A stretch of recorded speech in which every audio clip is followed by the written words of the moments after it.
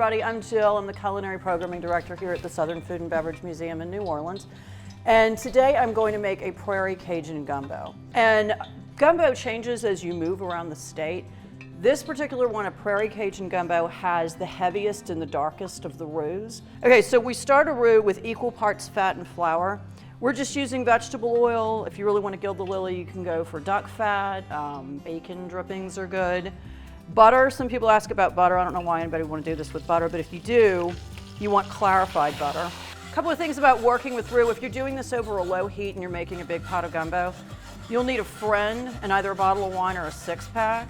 So the friend is there to keep packing your beers or keeping your glass full because you can't stop stirring this. If you stop stirring this stuff, it's very easy to lose control over a roux. And then if you develop any black flecks at all or you smell anything that smells remotely burned or acrid, then it's time to toss it out and start all over again. So you want to be careful with this. Also, when you're working with roux, you want to have everything already at hand. Your mise en place, everything in its place, all of your ingredients chopped and at room temperature. Those are two very important things to note because you can't stop stirring this to go chase down an onion and chop an onion. If you're doing this over low heat, you'll be doing this for about an hour. Over high heat, I should get this done in about 12 minutes.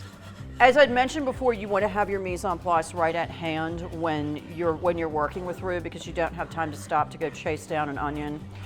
And speaking of onions, the onions will go in first. So the foundation of Creole cuisine, other than roux, is the Creole mirepoix or the Trinity, which is onion, celery, and bell pepper. The onions go in first because the extreme heat of the roux is going to start to caramelize the onions and add a little bit more depth of flavor. So my vegetables are pretty finely diced.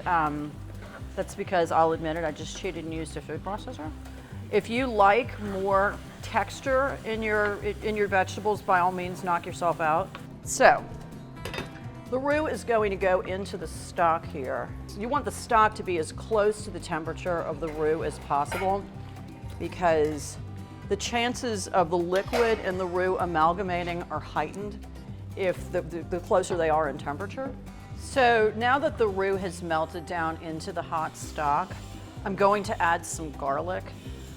Don't add the garlic before you add the liquid. If you do, the extreme heat of the roux will probably burn the garlic, which has a high sugar content. So you add the garlic after you've added the bulk of the liquid, and I'm going to add some dried French thyme, and I'm adding some fresh bay leaves because we are fortunate enough to have a bay laurel tree here at the museum, but dried ones are fine. So the next two things I'm going to add are some smoked chicken, and no, you do not have to go and smoke chicken. You can have roasted chicken, or in a pinch, just go to the grocery store and get a rotisserie chicken and tear it up and throw it in. We just want you to make this, that's all. And I'm adding andouille sausage. So at this point, you would let your gumbo cook over a low heat. You cover it, let it go for about 20 minutes, or you can let it go all day, adding little bits of stock, broth. And then, like the roux has a symbiotic relationship with the onions that we added early on, it also has a relationship with this. It's thinly sliced green onion.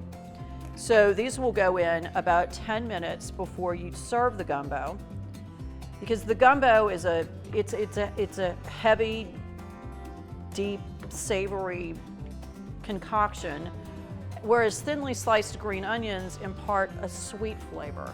So they work together to make the gumbo very palatable. And you would serve this with hot cooked long grain Louisiana rice, and that's about it. Now you can go home and make your gumbo.